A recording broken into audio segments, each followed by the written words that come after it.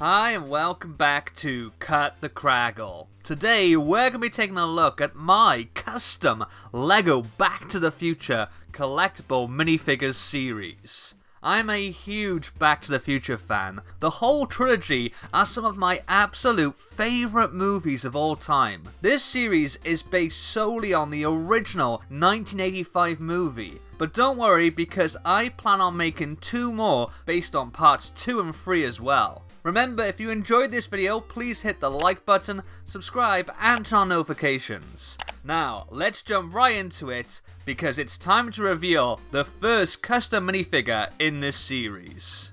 First up, of course, we have Marty McFly. I knew I needed to include an 85 Marty, but I didn't want to just repeat the version we already got in the original LEGO Ideas and Dimension sets. He's based here on his appearance from the opening scene of the movie, where Marty visits Doc Brown's lab and has an explosive encounter with an amplifier. He has a brand new torso print with dual molded arms, printed legs with side printing, and you can see he's wearing his aviator style sunglasses on the face print as well. He uses the newer Han Solo hairpiece in reddish brown. I swapped this hairpiece on my actual Marty minifigures a couple years back. I just think it does a much better job of capturing Michael J. Fox's fluffy waves than the one that was used in the official figs.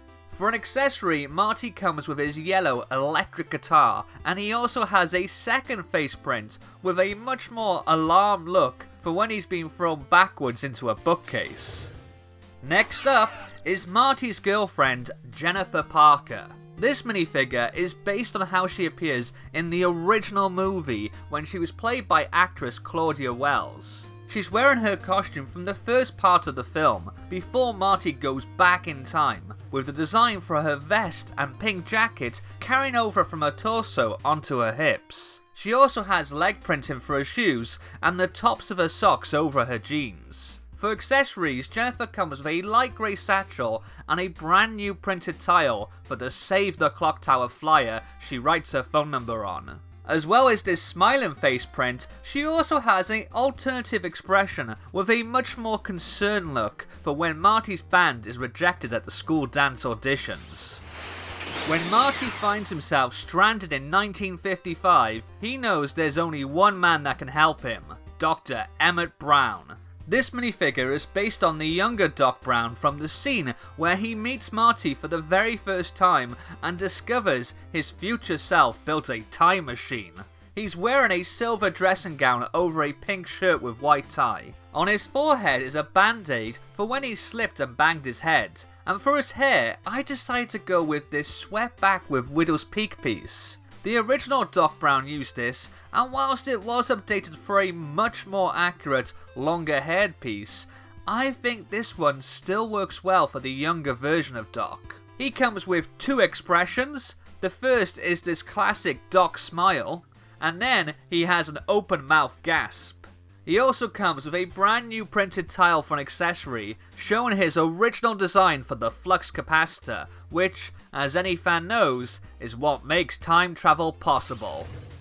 Then we have the future mayor of Hill Valley, Goldie Wilson. Back in 1955, he's still a young busboy working at Lou's Cafe. He's got dual molded printed arms for his shirt, and leg printing to continue his apron down from his torso. For an accessory, he also comes with a Lego mop. In the movie, Lou actually hands him a broom, but it's an old-fashioned broom rather than the ones with rectangle heads, so I thought this piece looked more accurate. Goldie comes with a new dual-molded cap and hairpiece, and beneath that, he has a very wide grin showing off his gold tooth. He also comes with an alternate face print with a more solemn or thoughtful expression. Next up, we have Darth Vader from the planet Vulcan. In order to convince his younger father to ask his younger mother on a date, Marty dons his yellow radiation suit and poses as an extraterrestrial. This minifigure was chosen by one of my channel members, Lady Sam B, I ran a contest on my members only Discord server to win the chance to pick a figure for this series, and she won. Remember, you can join my memberships too by clicking on the join button below. This version of Marty uses the hazmat helmet piece with a new printed visor, and he also has a printed torso and printed legs as well. You can see he's got the ray gun piece, which is meant to represent a hairdryer that he pretends is a ray gun. That's life imitating art, imitating life, I guess. For his other accessories, this Marty also comes with the Han Solo hairpiece again for when you take the hazmat helmet off, and he is wearing a pair of headphones neck attachment and also has a printed tile for his Walkman. What are you looking at, butthead? It is of course McFly's enemy in time, Biff Tannen. He's based here on the costume he wears at the Enchantment Under the Sea dance in 1955. He's got a brand new printed torso with printed arms for the rolled up sleeves of his jacket, and he's also got two face prints. The first is this rather intimidating, sleazy smirk, and the second has Biff looking a lot more confused, basically his second default state. I really struggled to think of an accessory for this Biff. I had considered giving him a printed tile for his copy of Ooh La La, but even though he has that while wearing this costume, we don't actually see it until Marty revisits 1955 in the second movie. Let me know in the comments below if you have any good ideas for what accessory he could come with. Next up, we have Marty's father, George McFly. Like Biff, this figure is also based on the final act of the first movie. That's a theme that you'll see with the next few minifigures as well. I really wanted to have a collection of the characters based around the Enchantment Under the Sea dance, as it's a pivotal event in both the first movie and the trilogy as a whole. George has a printed torso for his tuxedo, with the bottom of the design carrying over onto his hips. I elected to use a separate bow tie piece rather than print it.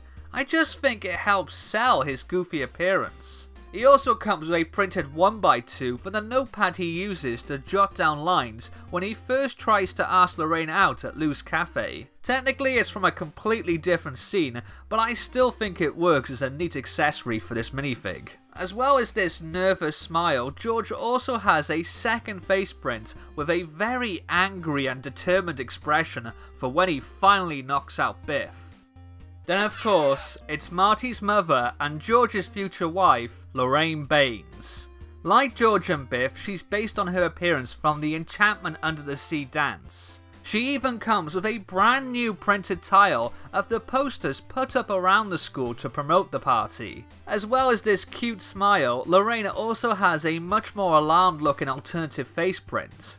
Even though she's wearing a big 50s era prom dress with petticoats, I decided to give Lorraine printed legs rather than a slope piece for her dress. Just because I find the slope dresses really restrictive. With minifig legs, you can pose the character whichever way you want. You can't have a dance without a band, and you can have a band without a singer. It's Marvin Berry of the Starlighters. I absolutely love how his teal tux jacket turned out. In the movie, Marvin actually wears a gold pin in the shape of a musical note on his right lapel, but I purposely left that off so that if you wanted to, you could collect multiples of this figure, swap out the head and hairpiece, and build the whole band. As well as this microphone assembly for when he's singing, Marvin also comes with a bandage piece as a second accessory for when he's injured his hand, as well as this second face print with a bemused expression. It may seem a bit much to have 3 different minifigures of the same character in one series, but Marty is the main character and he goes through so many different looks I could have included at least 2 more. This version is of course based on the outfit Marty wears to the Enchantment Under the Sea dance. In particular, when he takes to the stage to play in the band with Marvin and the rest of the Starlighters. As well as a new printed torso, you can see Marty has a brand new face print for when he sings his heart out playing Johnny Be Good about 3 years before it was released. But he also has a second face print with a very worried expression to go with an extra handpiece in trans clear for when Marty begins to fade out of existence.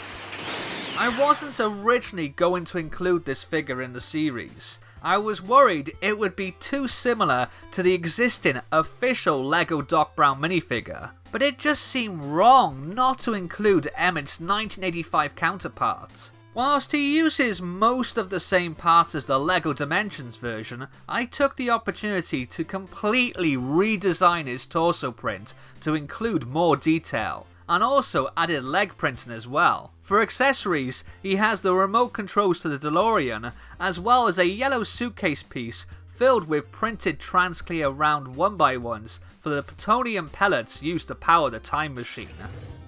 When Marty returns back to 1985, he notices more than a few changes as a result of his time travelling. Not least of all, Biff Tannen is now timid, and instead of being George's supervisor, has a small auto detailing service. For Biff's green and white striped tracksuit, he has printing all over his torso, arms, legs, feet, and sides of the legs too. And accessory wise, he comes with a bucket with a trans blue stud inside for the water, and a brush piece in light tan. This might be my favourite minifigure in the whole series. I just love how this one turned out, especially that face print. And he even comes with a second expression. This one is a little bit of a cheat, as it's based on the scene when Biff witnesses the DeLorean take flight and blast off into the year 2015, setting this up for the second series based on Back to the Future Part 2. So there you have my LEGO Back to the Future Collectible Minifigures series. 12 minifigures covering the first movie in the trilogy. I had so much fun creating these, and I'm super pumped to get started on Series 2 based on the second film. Spoiler warning, it's my favourite in the trilogy. Speaking of favourites, besides Biff 1985, my other two faves in this series are probably 1955 Doc Brown and Jennifer Parker. Let me know which is your favourite in the comments down below. Don't forget to like, and if you haven't already, be a legend and hit that subscribe button. I'll see you next time. Laters!